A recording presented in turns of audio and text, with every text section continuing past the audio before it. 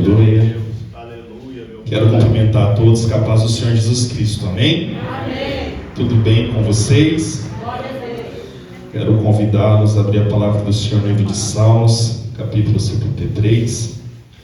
Enquanto abrem, quero agradecer ao Senhor por esta oportunidade, que não sou merecedor, que não sou digno, mas aprove o Senhor nos confiar essa responsabilidade.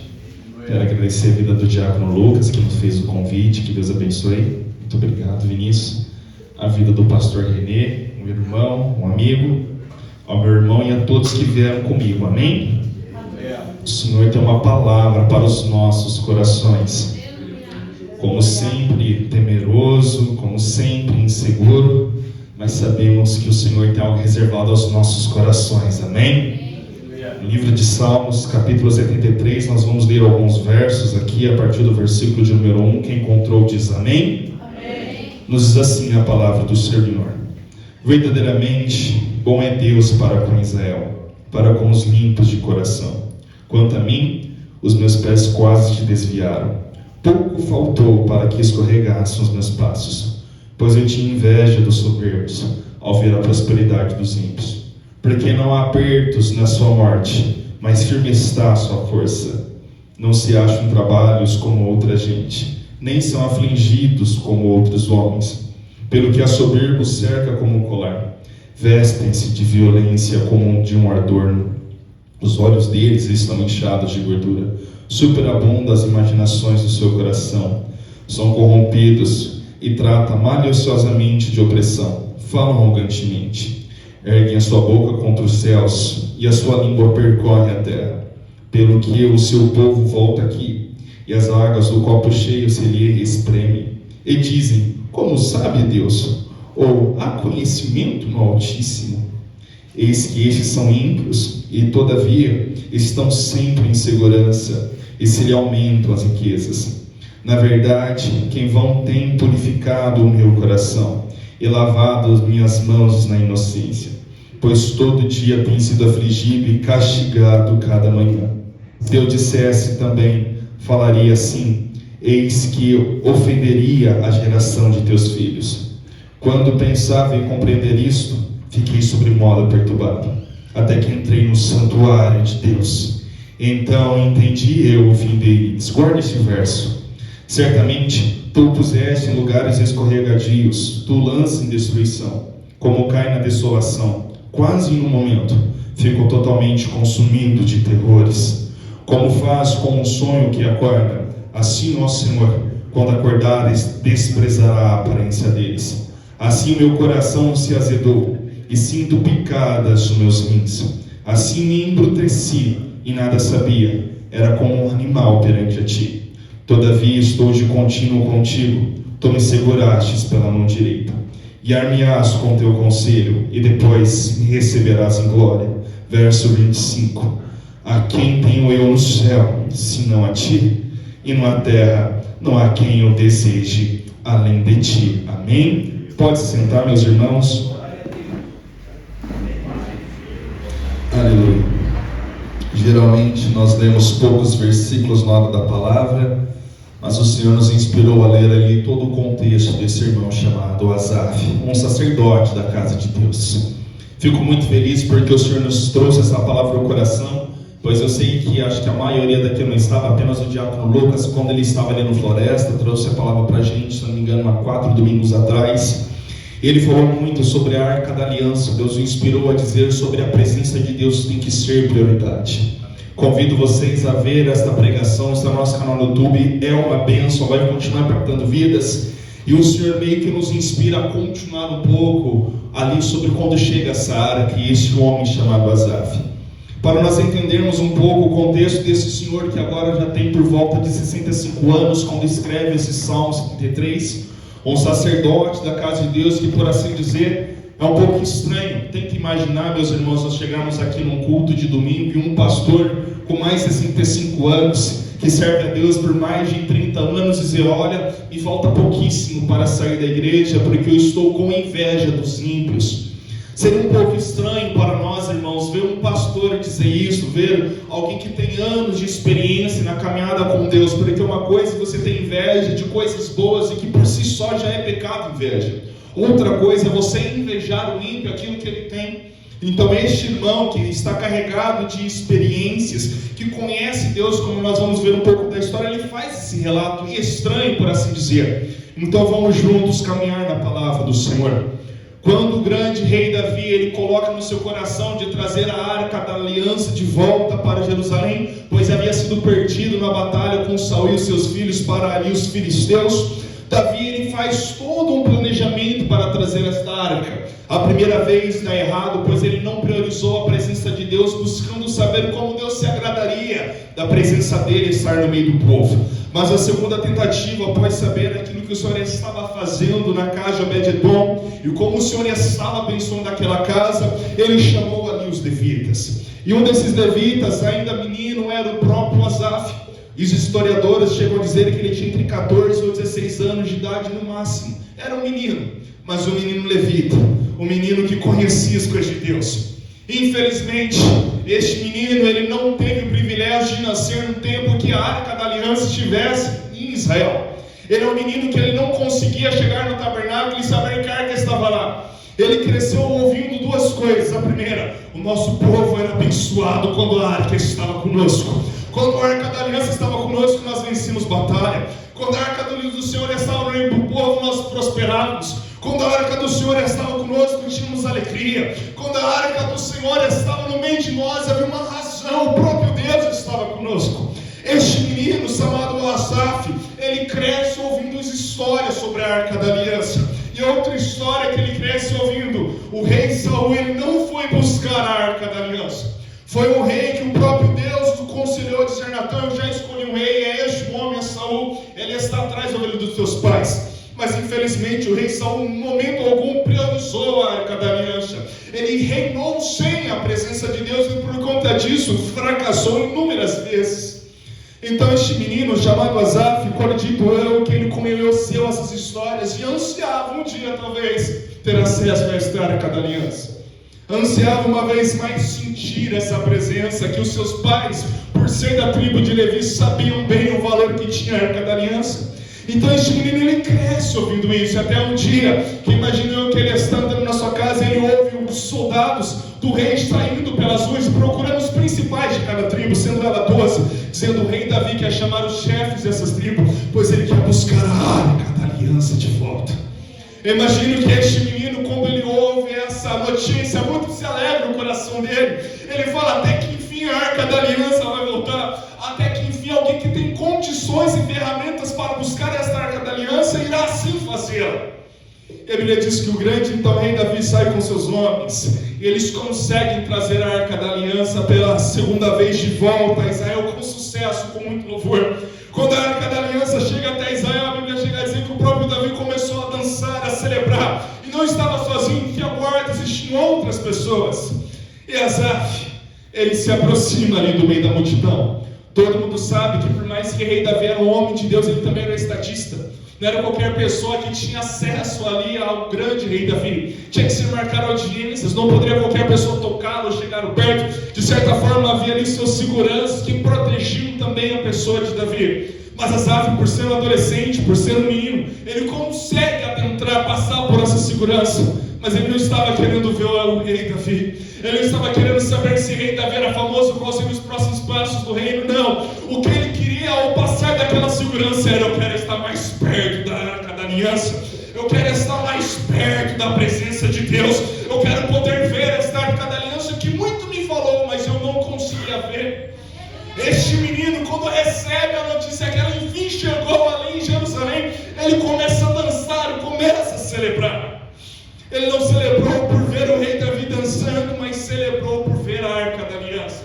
E há pessoas que querem estar no meio da liderança para ter algum tipo de destaque, para ter algum tipo de honra. Eu quero dizer para você, meu irmão, não busque essas coisas pequenas, busque as coisas que são do alto, busque a presença de Deus. É a presença de Deus que faz meninos virar homens, que faz meninas virar mulheres.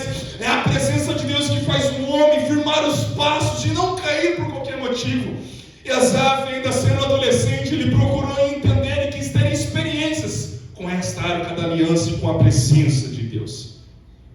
Passa-se os anos, agora ele tem 30 anos de idade, e o Senhor inspira Davi de uma certa forma a poder construir o templo de Deus, não mais tendo como fazia antigamente o povo, mas ter uma casa como nós temos aqui, uma casa bonita, uma casa grande, que além de recebesse a presença do Senhor, também poderia receber homens, mulheres, assim como nós, para poder cultuar ao Senhor e oferecer algo.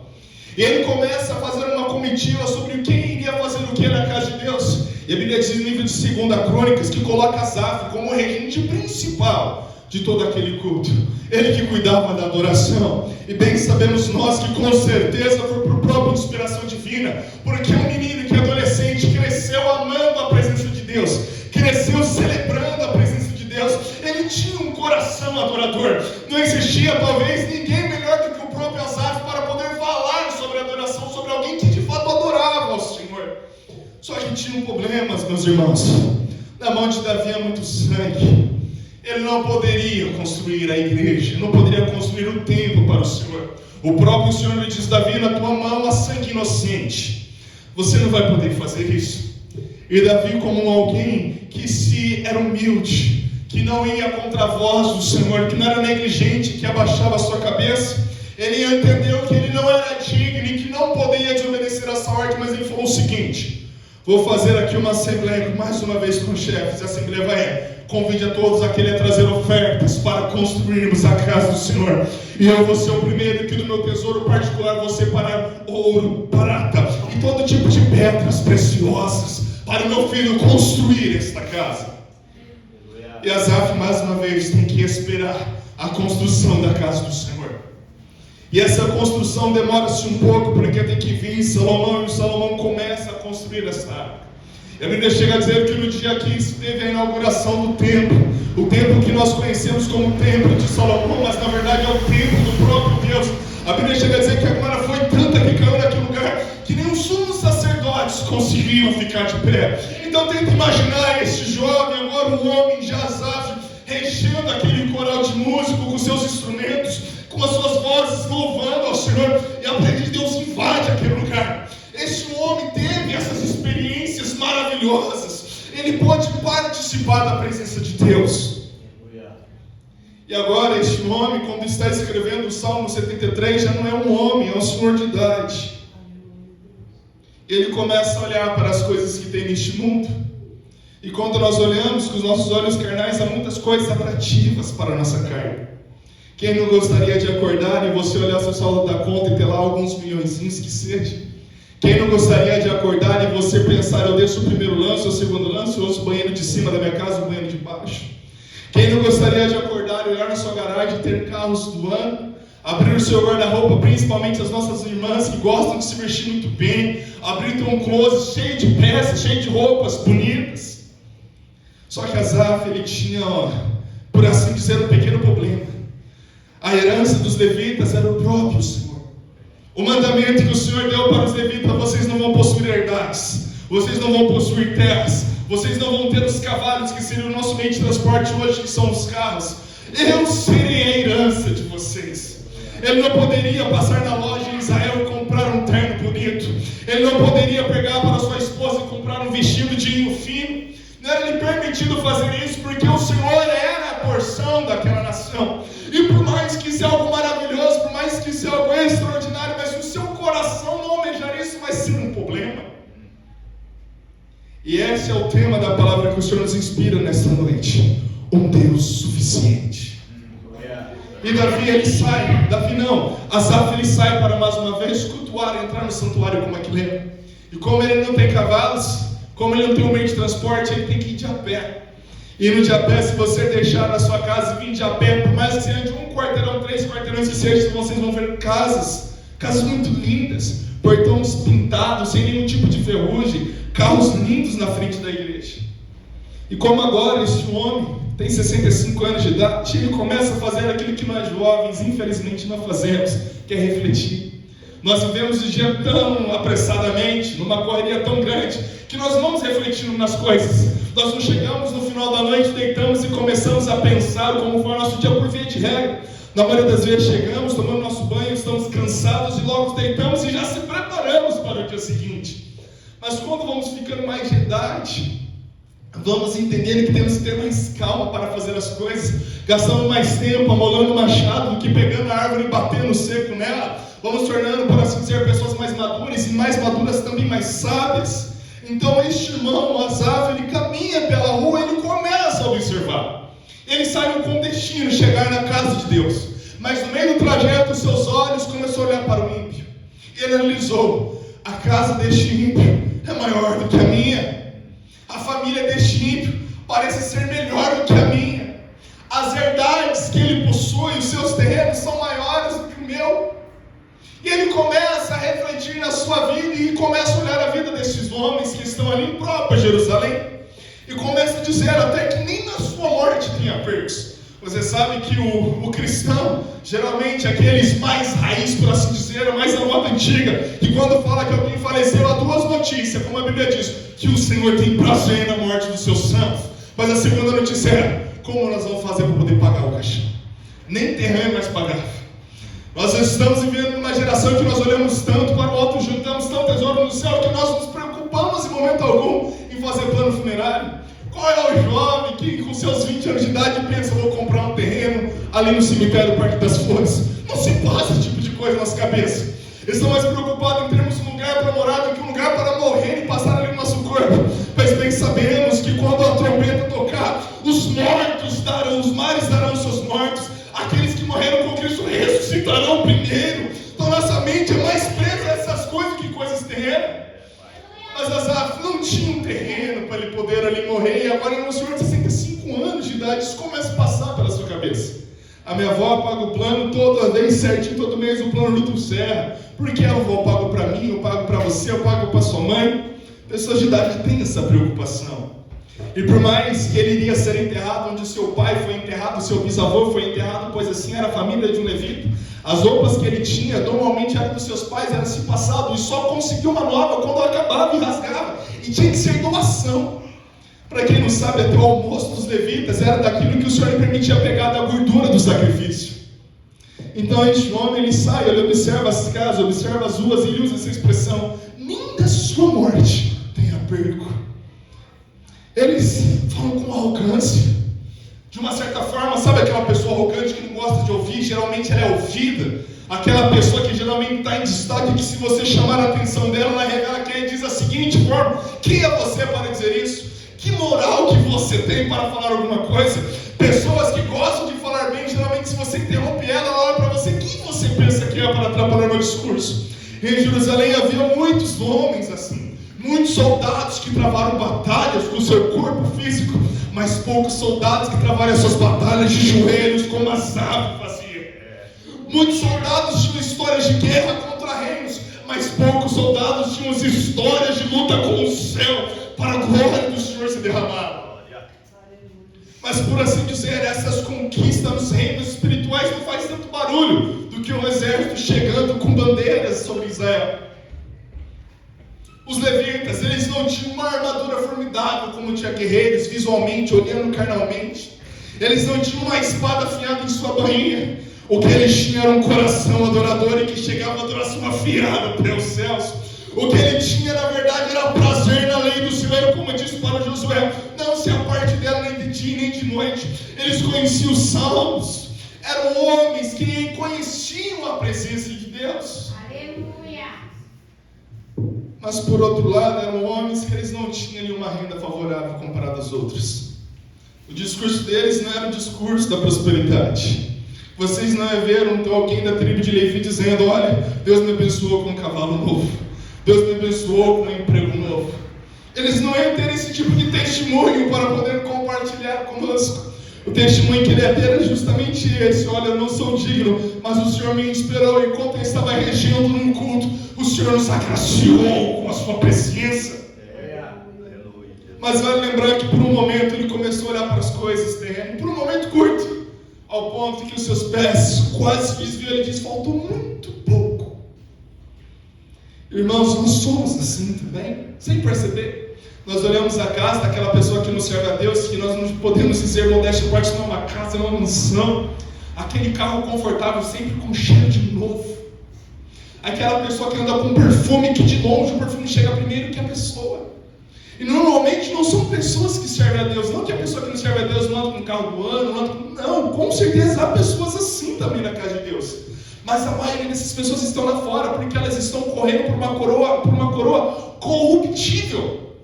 Nós estamos lutando por uma coroa incorruptível, onde a traça e a ferrugem não conseguem corroer. A ferrugem corrói o carro do ano, mas não corrói a coroa que o Senhor tem preparado para aqueles que o amam.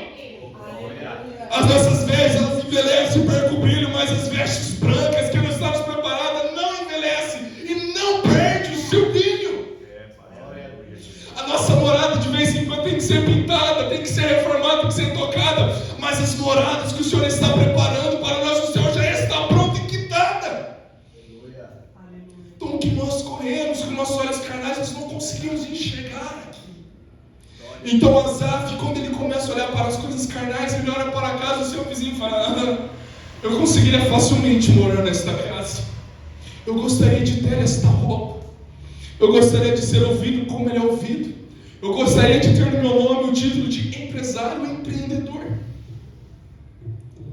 E por conta deste tipo de pensamento, ele quase desanima, ele quase entrega o sacerdócio, ele quase entrega a paixão pela adoração por conseguir coisas aqui. Não estou dizendo para você, meu irmão, que as coisas que conseguimos usufruir com o nosso trabalho, com o dinheiro é em vão. Não, traz sim os momentos de alegria, mas eu quero dizer para você, é algo limitado. Você pode viver 30, 50 anos no conforto, a verdade é que vai acabar esse conforto. Mas quando nós falamos da eternidade, estamos dizendo de uma medida que não conseguimos medir tempo com Deus. Então você pode sim conseguir ser um bom empresário, você pode sim ter uma boa casa, mas vou te dizer um aviso, tome cuidado, porque as coisas passarão céus e terra, mas o Senhor diz, mas as minhas palavras não hão de passar. Então Asaf, ele olha essas coisas, e quando ele chega no santuário, ele tem ali um leve despertar do Senhor. Ele diz, e quando eu entrei no santuário, na casa de Deus, então os meus olhos se abriram. E o que ele sentiu dentro da casa de Deus? A presença do Senhor. Quando ele chegou na casa de Deus e começou a ouvir os louvores, começou a despertar nele novamente um adorador que estava se adormecendo. Quando ele chegou na casa do Senhor e começou a ouvir o ministério de louvor preparando o seu ensaio, o seu coração começou a se aquecer. E talvez ele voltou lá atrás, quando ele ainda era um homem, começou a se lembrar do caminho da adoração. Ele começou a se lembrar do lugar secreto da oração. Ele começou a se lembrar da presença de Deus que foi derramada sobre a sua vida, sobre o sacerdócio que lhe foi confiado. Ele começou a se lembrar da chamada que Deus fez. Acreditando que Deus o trouxe à memória do dia que a Arca da Aliança voltou para Jerusalém. Que motivo de alegria ele teve! Quando ele chegou na casa de Deus, ele começou mais uma vez a voltar os seus olhos para a cruz do Calvário, trazendo para os nossos dias, e pode dizer, ainda bem que o meu Redentor, ele vive, e que em breve se levantará ao meu favor. Meus irmãos, por assim dizer, infelizmente, felizmente, muitas vezes o ímpio vão ter riqueza, vão ter idades, vão ter posses que nós não vamos ter, e está tudo bem, não há nenhum mal, não há nenhum problema nisso. O problema é nós termos todas essas coisas e não termos a presença de Deus. O problema é ter o carro do ano e não ter a presença de Deus. O problema é você ter uma casa grande e não ter a presença de Deus dentro desta casa. E por mais que a casa de Asaf era uma casa simples, Flávio José chega a dizer que era uma casa de madeira, onde tinha sua esposa e seus 2 filhos. Uma casa simples, humilde. Mas o Senhor vinha e ficava naquela casa. O Senhor tinha prazer em almoçar naquela casa. O Senhor tinha o prazer de estar naquela casa. Diga comigo, era pequena, mas cabia a presença de Deus. Não fique com vergonha da tua casa, meu irmão. Não fique com vergonha do teu carro, meu irmão. Se cabe a presença de Deus, meu querido irmão. Não se sinta envergonhado pelas roupas que você usa. Se Deus se agrada destas roupas, meus irmãos. Nós, seres humanos, somos muito fáceis de nos alegrar. Chega alguém aqui e te dá um relógio lindo, meu irmão. Acredito que você vai se alegrar muito. Mas a presença de Deus é o que supera todas as coisas. E o problema é que Asaf estava cometendo, e graças graças ao Senhor, que mudou de rota é tratar o Senhor como importante. O seu carro ele é importante, te dá condição de mobilidade. O seu emprego é importante, garante o pão da mesa. A sua família é importante, é um projeto de Deus. Os seus sonhos são importantes, mas todos eles não são o suficiente. Você realiza um sonho, vai ter outro. Você pode ser mandado embora do seu trabalho, amanhã você vai ter outro. Alguns, infelizmente, podem perder a sua família, mas Deus tem poder para restituir a família, como foi com Jó. E pessoas, quando tratam Deus como se fosse importante, está dizendo o seguinte: hoje eu vou na igreja, mas amanhã eu não preciso ir. Hoje eu vou na consagração, mas amanhã eu não vou. Hoje eu vou na ceia, mas amanhã eu não vou. Hoje eu estou animado para adorar a Deus, mas hoje eu já não estou tão animado para adorar a Deus. Quando as pessoas tiram Deus da posição de suficiente, colocam na posição de importante, começa a tratar as coisas de Deus como trata qualquer outra coisa que é importante. E este é o grande problema do desânimo. Toda pessoa desanimada foi porque em algum momento a caminhada começou a tratar Deus como algo importante que eu posso hoje ter e amanhã não ter. Qualquer pessoa que começou a correr a corrida dos homens, como disse o apóstolo Paulo, a que luta para ter um corpo saudável, por assim dizer, são pessoas que deixaram de priorizar a presença de Deus e começou a tratar outras coisas como importante. Aquele irmão que diz o seguinte: pastor, hoje eu não vou estar no culto porque eu vou ter que fazer uma hora extra. Tudo bem fazer uma hora extra uma vez ou outra, mas agora a pessoa já começou a virar escravo do trabalho. Pastor, eu já não estou mais no culto porque a empresa precisa de mim e o Senhor não precisa de ti, meu querido irmão. O Senhor não precisa de nós, meus queridos irmãos. E quando eu falo precisar, não é porque sem nós eu não consigo fazer alguma coisa, não. É porque Ele nos ama tanto que Ele quer que nós venhamos ser participantes das coisas dEle. Ele quer que nós chegamos do céu, ainda que nós não merecemos nada, dar galardões a nós. Um Deus tão amoroso como Ele tem preocupação em nos dar recompensa sem merecermos nada. Então por isso que Ele fala: não faça hora extra, vem aqui, eu tenho um galardão preparado para você. E agora, Maico, o que é tratar um Deus como suficiente? Eu posso não ter minha esposa, eu posso não ter o carro do ano, eu não posso ter a casa que eu queria, mas eu tenho tudo que eu preciso. O que é Deus? Nós conseguimos ver alguém que trata Deus como suficiente, como Jó. A Bíblia chega a dizer que imagina num dia só você receber a seguinte notícia: olha, Jó, nós estávamos cuidando do seu gado, dos animais de toda a sua idade. Veio ali uma tempestade de fogo do céu, caiu e consumiu a todos, e só eu escapei para a traseira nova. A Bíblia diz: enquanto este ainda falava, veio outro: olha, Jó, nós estávamos assim e aconteceu tal coisa. E a notícia mais triste que qualquer pai pode receber: Jó, seus filhos saíram para poder, estavam numa festa da casa, e veio o vento forte dos quatro cantos, abalou a estrutura, a casa caiu sobre eles, e só eu escapei para trazer a notícia. Jó, com certeza, naquele momento que recebeu essas notícias, o coração se despedaçou, como pai, como um empresário que agora faliu, por assim dizer. E ao ouvir todas essas notícias, ele rasga suas vestes, ele dobra o seu joelho e fala assim: não eu vim do ventre da minha mãe, e não eu voltarei para lá, mas bendito seja o nome do Senhor, porque Ele me deu, mas também tirou. O que Ele está dizendo? Eu posso perder qualquer coisa aqui, desde que Deus fique comigo. Acredito que Asaf, ele se inspirou muito no salmo do salmista Davi, no Salmo 51. O Senhor pode tirar o trono, pode tirar as mulheres, pode tirar a riqueza, mas não retire de mim o teu Santo Espírito. Asaf conseguia entender o valor da adoração, e quando Satanás tentou visgar o seu coração, ainda bem que ele estava na casa do Senhor. Então quero dizer, meu querido irmão, não saia da casa de Deus. Vem no propósito de encontrar ao Senhor, e não é irmão, não é irmã, a sua vida vai ser diferente. Quando nós tratamos Deus como suficiente, nada mais importa. Como assim, Michael? Abraão entendia que quando Deus pediu Isaac, ele iria entregar, pois sabia que se Deus quisesse, poderiam trazê-lo de volta dos mortos para ele. O filho dele é importante, mas não é o suficiente. Eu preciso de Deus. Eu entrego meu filho, mas não abro mão de Deus. Quando nós encontramos homens e mulheres, vou ser aqui talvez até muito expressivo, como disse o apóstolo Paulo, ele olhou para todas as riquezas, um homem poliglota. Quem aqui não gostaria de falar mais um idioma? Ele falava 4, com muita maestria, era um fariseu, conhecia toda ali a Torá, o Pentateuco, com muito cuidado, foi estudado nas melhores escolas. Como a Bíblia chega a dizer em Atos capítulo 9, que ele pegou cartas para poder ir até Damasco, a caminho de Damasco, para poder perseguir os cristãos. Era alguém que tinha autonomia, alguém que tinha um renome, alguém que era conhecido. Ele olha para todas essas coisas que ele conquistou através do Senhor e chega a dizer: tudo isso é lixo. Tudo isso é lixo. E ele chega a dizer: o morrer para mim já é ganho, mas julgo necessário estar entre os irmãos. E ao ponto que ele chega a dizer algo: eis que estou morto. O problema da nossa caminhada é que nós queremos viver os nossos sonhos de Deus. O problema de nós não conseguirmos firmar nossos passos porque nós estamos numa guerra. Se eu vivo para mim mesmo, se eu vivo para o Senhor. E por isso que algumas propostas conseguem visgar o nosso coração. Para alguns é uma proposta de relacionamento, para alguns é uma proposta de emprego, para alguns é uma proposta de viajar para fora do país, para alguns é uma bolsa de estudo. E essas propostas não vêm dizendo: bem escrito, isso vai te separar de Deus. Não. A proposta vem dizendo o seguinte: vai abrir portas para a sua vida. Satanás, ele é muito, por assim dizer, sábio em alguns aspectos.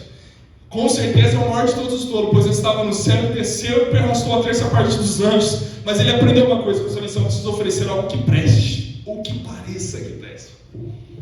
Ele leva Jesus nos reinos, na glória dos homens, e fala assim: tudo isso te darei se prostrar e me adorares. Eu imagino Jesus, ele falou, somente o Senhor adorarás. Mas se o Senhor Jesus Cristo fosse ser bem sincero e franco, Satanás, ele iria dizer: só isso? Você só tem isso para oferecer?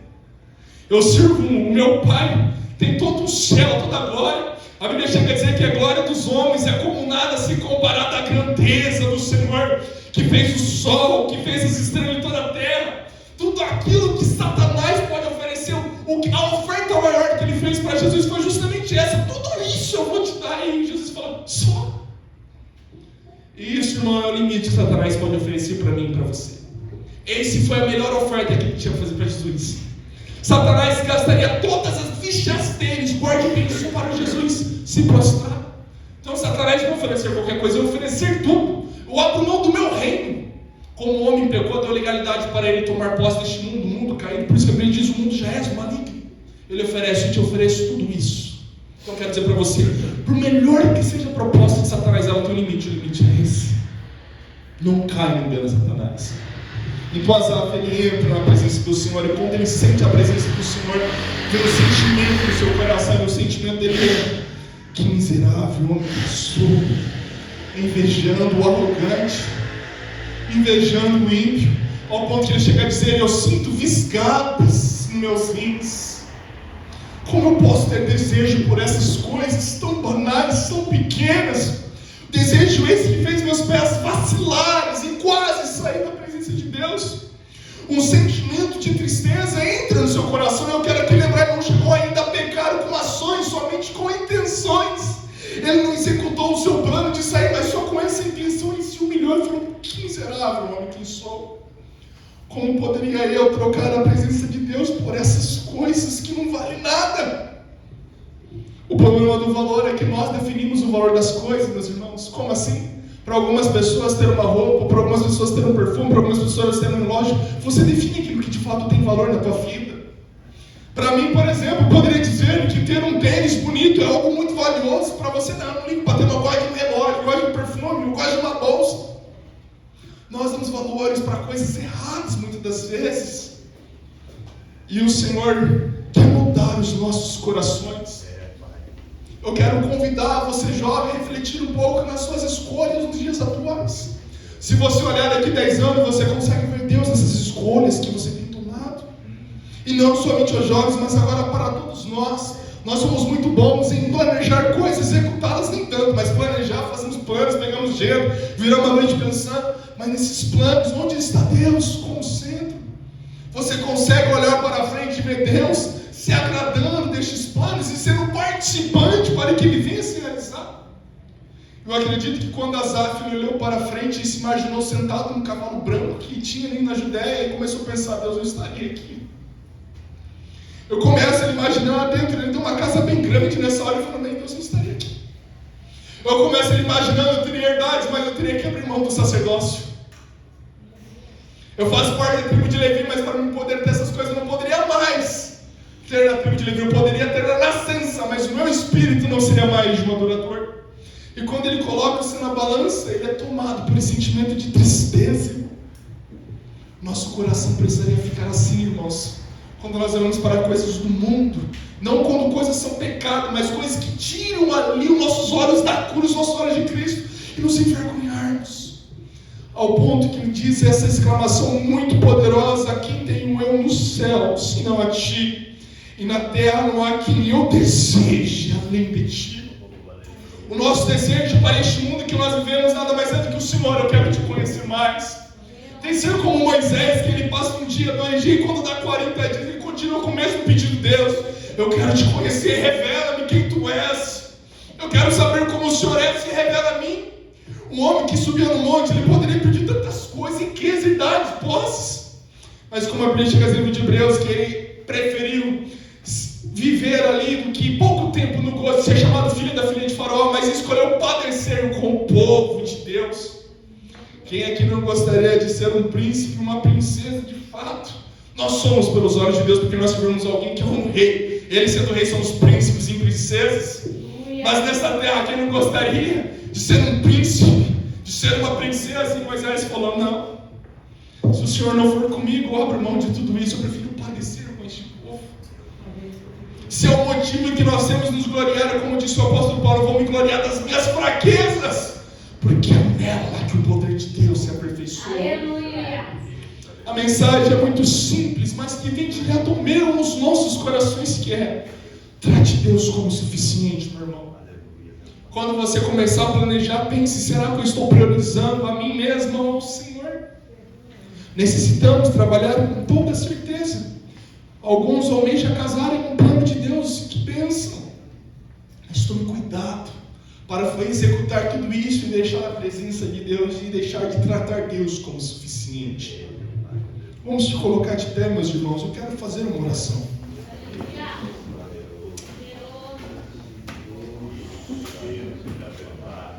Asaf, por assim dizer, ele tinha uma vantagem. Qual é a vantagem? Ele não estava cego espiritualmente. Ao mesmo tempo que ele viu, ainda ele sabia das coisas de Deus. Ele não chegou a praticar essas coisas. Ele olhou, desejou e criou-se uma intenção de tentar executar. Talvez ele pensou: hoje vai ser meu último culto. Eu vou entrar lá, vou fazer o que eu estou para fazer, mas na hora de sair eu vou passar naquela casa que está vendendo, vou fazer uma proposta. Eu vou ver o que eu consigo fazer, se eu consigo um emprego novo. Às vezes nós fazemos assim. Nós viemos para a casa de Deus, mas com outros planos, que não é adorar a Deus e prestar um culto ao Senhor. Infelizmente eu já tive cultos assim: olha Deus, hoje eu acho que vai ser meu último culto, e acabando aqui eu vou renunciar. Não a fé. A gente normalmente começa renunciando o chamado antes de renunciar a nossa fé. Ninguém chega e fala assim: vou renunciar aqui a minha fé. Não, você renuncia a cargos, depois de cargos chamados, depois de chamados você renuncia a Deus, e depois que você renuncia a Deus, só o Senhor para nos ajudar a voltar os olhos dele para a cruz. E quando Asaf poderia passar por todo esse processo de renunciar, o Senhor o encontrou. Há pessoas que estão a caminho de Damasco, aspirando ânsias de morte, sem perceber a maldade em seu coração. Quando Saulo, ele sai a caminho de Damasco, ele tem toda a certeza que aquilo que ele está fazendo é a coisa certa a se fazer. Foi para isso que ele estudou, foi para isso que ele se tornou um fariseu. Ele está na absoluta certeza que este é o caminho da salvação, você não quer o caminho de morte. E o Senhor o para no caminho de Damasco e fala: Saulo, Saulo, Saulo, por que me persegues? Há pessoas que estão caminhando, o Senhor quer parar você no meio do caminho e fechar os seus olhos para que então você possa enxergar. Como assim, Maicon? Para que Paulo pudesse conseguir ver as coisas de Deus, o Senhor teve que o cegar carnalmente falando. Não foram seus olhos espirituais que se cegaram, foram seus olhos carnais. Mas quando os seus olhos carnais se fecharam, os seus olhos espirituais se abriram, ele vira um rei. Ao ponto que ele fala assim: Senhor, Senhor, quem és? Ao ponto que ele sai dali, ele vai para o dobro seu joelho, para o lugar secreto e começa a orar. E antes mesmo que Ananias viesse ter com ele, o Senhor já começa a manifestar dons. O dom de revelação: vai vir um homem orar por você. Mas para que ele pudesse ter essas experiências, os seus olhos carnais teve que se fechar.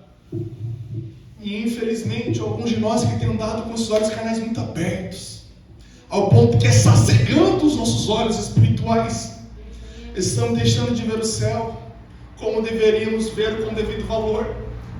Estamos deixando de ansiar pelo Senhor como deveríamos ansiar. Temos sim de ter a preocupação de falar assim: Senhor, deixa eu alcançar toda a minha casa, me ajuda como seu instrumento no meio do meu emprego. Nós sempre temos esse desejo, porque nós não queremos que nossos entes queridos e amigos se percam, mas também não podemos perder o desejo de ansiar pela volta do Senhor. E quando um homem, uma mulher de Deus começa a tratar essas coisas como qualquer coisa, é porque os seus olhos carnais estão muito abertos. Você se vê usando coisas que você não usaria. Você se imagina estar em lugares que você não estaria. Me lembro bem de fazer uma reflexão com nossos jovens no MBD e só brinquei. Se você soubesse que todo dia você ganhasse 10 mil, todo dia, de segunda a domingo, onde vocês estariam hoje, nesse domingo de manhã? Um começou a dizer: eu estaria na Maldivas, estaria em Miami. Outro já: eu vou estar na minha casa dormindo. Eu estaria bem tranquilo. E aí o Senhor nos inspirou e disse: pois bem, todos os planos de vocês, nenhum envolveu o Senhor. E foi interessante a colocação que o jovem disse. Ele falou assim: é por isso que eu não sou rico, porque se eu fosse, eu não estaria aqui. O nosso Deus não é um Deus miserável, meus irmãos. Ele tem prazer de sim nos abençoar, ele tem prazer também de nos dar coisas materiais. A maioria das coisas que ele nos dá neste momento, enquanto vivemos, são coisas materiais. Saúde, aí você precisa, não tem a ver com algo espiritual, tem a ver com algo necessário, algo carnal. Ele tem que te dar vigor nos braços para trabalhar debaixo do sol quente. É o Senhor que dá força ao cansado também. O Senhor tem que nos dar ânimo para levantar da nossa cama e trabalharmos. Então nós precisamos dessas coisas. O Senhor abre portas para quem está com portas fechadas. O Senhor prospera pessoas que estão com necessidades. O nosso Deus também dá coisas materiais. Mas se Ele souber que essas coisas vai tirar de nós o prazer de estar na presença dEle, meus irmãos, Ele vai nos tratar como uma pessoa pobre, materialmente falando. Porque Ele, como disse o louvor, eu prefiro te ver perdendo coisas do que me perder. E esse é um louvor muito profundo, o Senhor fala muito comigo. Com certeza o Senhor tem portas para pessoas se tornarem empresários. O problema é que esses empresários não se vão servir a Deus se fosse empresário. Deus falou: não posso fazer isso. Muito me lembro quando nós falamos de José, está perante Faraó. Ele poderia dizer: eu interpreto o sonho sim, conte comigo. Não. Deixa eu dizer uma coisa antes de te dar a interpretação: não vem de mim, vem de Deus. Eu vou aqui te dizer: seu sonho é esse. Ele pode dizer: eu fui lá para a cadeia de Potifar. Ele poderia ser levado por motivos egoístas e pessoais. O que ele escolheu? Não tem a ver comigo, tem a ver com ele. E vou te dar um conselho: escolha um homem sábio. Ele não se oferece em momento algum. Cuidado com os seus olhos. A Bíblia chega a dizer que onde está as suas riquezas, ali também está o teu coração. Tome cuidado para que você tenha olhado. Talvez você planeja anos da sua vida e nesses anos para pensar: Deus, estou vendo Ele na onde exatamente?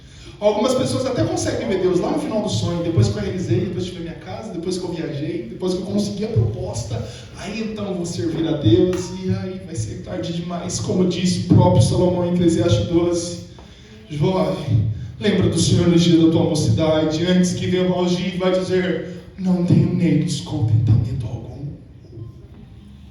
Nossos olhos carnais, irmãos, estamos vivendo um mundo muito carnal que quer as coisas muito rápido. De uma certa forma, chega a parecer que é fácil ter as coisas. Mas, irmãos, o céu ainda é tomado a força, isso não vai mudar. O céu ainda é tomado de joelhos no chão, dobrando nossos joelhos, buscando a presença de Deus. Então nós precisamos dizer uma oração desse tipo, simples: Senhor, cega meus olhos carnais para eu poder ver a tua beleza, da tua santidade. Fecha os meus olhos carnais para que eu possa olhar para o alto e, como viu ali o profeta Isaías, e ver o rei no alto sobre o trono e ser tomado pelo sentimento de vergonha, como ele disse: ai de mim, porque os meus olhos viram o rei. Porque eu fico imaginando um homem que teve as experiências que Asaf teve, um sacerdote, 65 anos de idade, confessa isso. Eu me pego pensando: imagine eu, um menino, um jovem, que também tenho sonhos e ambições que ainda quero conquistar. Sou um senhor de idade, depois de conseguir algumas coisas, penso assim: imagine nós, irmãos. Temos que ser sinceros conosco mesmo, falando assim: Senhor, guarde meus olhos guarde os meus ouvidos, purifica o meu coração. Vamos orar ao Senhor. Poderoso Deus e amado Pai que estás nos céus, uma vez mais em sua presença, meu amigo, aqui nós estamos nos colocando. Senhor, literalmente nós precisamos abrir nossos olhos para que nós venhamos ver as maravilhas do Senhor. Algumas pessoas que estão como aquele jovem Geazi, que está apavorado, vendo ali o exército cercando as suas terras. Ele olha para o profeta faz uma oração e fala assim: Senhor, abre os olhos dele para que ele veja que maior é aquele que está conosco, que maior é o Senhor do que aquele que está ali fora. E quando ele abre os olhos, ele vê carros cercando as cidades, protegendo o profeta. Senhor, alguns de nós não conseguimos mais ter visões espirituais, pensando que nossos olhos carnais estão abertos. Quem está ofuscando nossos olhos na glória do Senhor? Alguns de nós não conseguimos mais sonhar os sonhos do Senhor, porque os nossos olhos almejam os nossos sonhos, os nossos prazeres. Então nos ajude, como João Batista, a nos esvaziar de nós mesmos e nos enchermos de Ti. Nos ajude, a Santo Espírito, a olhar para o Senhor, que é o autor e consumador da nossa fé, e permanecer com os olhos fitos no Senhor. Nos ajude, meu Senhor amado, a caminhar pertinho do Senhor e não de longe, como estava ali Pedro, que de longe caminhava, ao ponto que ele ficou perto de um fogo, mas já estava longe do Senhor. Nos ajude, a Santo Espírito, viver de uma forma que venhamos tratar o Senhor como Deus suficiente que é. Poderíamos perder tudo, mas se temos o Senhor, não perdemos nada. Porque o Senhor tem poder para restituir, o Senhor tem poder para transformar, o Senhor tem poder para poder libertar, o Senhor tem poder para chamar à existência aquilo que não existe como se já existisse. Possamos tratar o Senhor com o devido respeito que o Senhor merece, com o devido temor que devemos ter para contigo. Nos ajude, meu Senhor, a priorizar a presença do Senhor, tratar o Senhor como prioridade. Então, por favor, que toda ação de demônios que vem tentando cauterizar e cegar os olhos espirituais, que todo levante do inferno que vem para querer atrapalhar-nos de caminharmos em direção ao Senhor em caminhos opostos, que caia por terra em nome de Jesus, para que o nome do Senhor venha ser glorificado no meio de uma geração, no meio dos nossos jovens. Possamos ser jovens, ó meu Senhor, como a Daniel, que propôs o seu coração de se contaminar com as coisas do rei. Possamos ser como Ananias, Misael e Azarias, que não se curvaram perante as coisas deste mundo, mas ficaram de pé. Possamos, ó meu Senhor, ser uma geração santa, que por mais que está com seus olhos carnais fechados, estar com os olhos abertos, contemplando a glória do Senhor, e por mais que não mereçamos, há uma graça, pois o Senhor nos permite assim vê-la e viver essas experiências. Então, por favor, ó meu Senhor, guarde os nossos corações, guarde nossos sonhos e venha corrigir rotas aqui, ó meu Senhor. Venha corrigir visões aqui, ó meu Senhor. Venha nos ajudar de fato a dar valor àquilo que de fato tem valor, que é a sua presença no jardim, ó meu Senhor. O jardim do Éden, quando Adão e Eva estavam só era perfeito, quando o Senhor vinha na viração do dia. Enquanto a presença do Senhor não chegava num lugar perfeito, mas incompleto, porque o Senhor não estava lá. Que possamos estar onde a sua presença venha estar, então venha nos guiar a cada dia mais para o centro da adoração e adorar o Senhor e amar o Senhor. E assim, meu Senhor amado, ora te me peço, nos ajude a guardar esta palavra nos nossos corações para não errar e não pecar contra o Senhor. E assim, meu Pai, hoje a hora te já lhe agradeço em nome de Jesus, e as palmas louve ao Senhor, meus irmãos.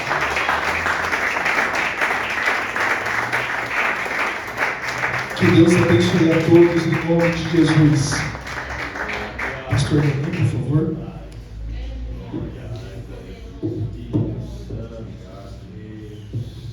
Graças a Deus, quantos estão abençoados.